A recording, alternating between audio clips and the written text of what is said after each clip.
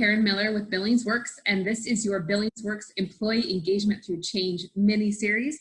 I'm here with Karen Gross and Zen Perry, and today we get to talk about control, which I was just teasing these two is something that I really have to deal with because I really like control and I don't like giving up control. And so really we want to focus on right now for leaders, employers, managers, team members, what do you do right now during all of this change with control, and how do you make sure that you keep your team functioning and productive when they may be feeling out of control and what they can't, helping them figure out what they can control and lean into that, and then what are the things that they should just give up on because they can't control that and you don't want to beat your head up against that wall.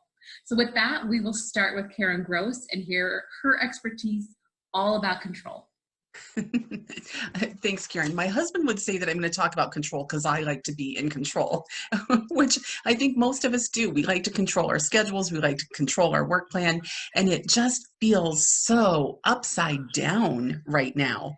So if you're feeling upside down, I suggest that you choose 3 things that you can control. And it might be as simple as I have coffee every single morning. I talk to my boss every day at 9:15.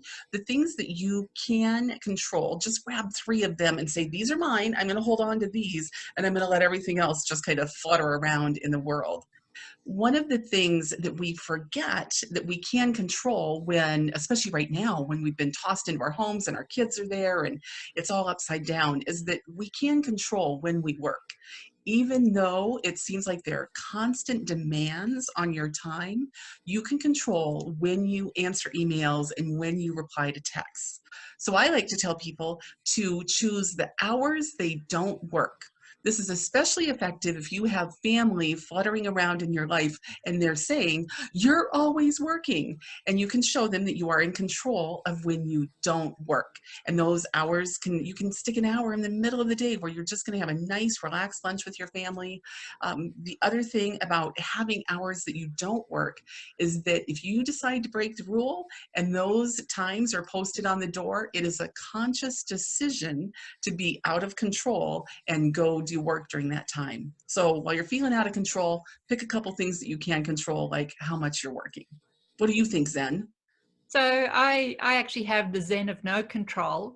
And what I often will say to particularly small business owners, have that conversation with each person that's actually doing something for you, because by default, you're a supervisor and you're trying to control something to have a product delivered. And usually the first thing I do is I'll say to my employees, okay, I know you're actually balancing all these new factors now with kids at home that need homeschooling and all these other demands on your time. You tell me when you can deliver a project or an update. And then on the other side, with the low cost, no cost solution to this, just having a space where you can update. That is a form of control, because if you look at what control is all about, it's you wanting to know something about something else. So you ask that something else, you tell me when this is going to work and how we're going to communicate. And again, using chat and text. And another little trick I learned years ago was I only do email for the first 20 minutes of my day, and I don't respond after that until either the end of the night or that next morning. And you know what? A lot of that busy stuff just goes away. So that's how I take the Zen of control to be something else. Back to you, Karen. I love it.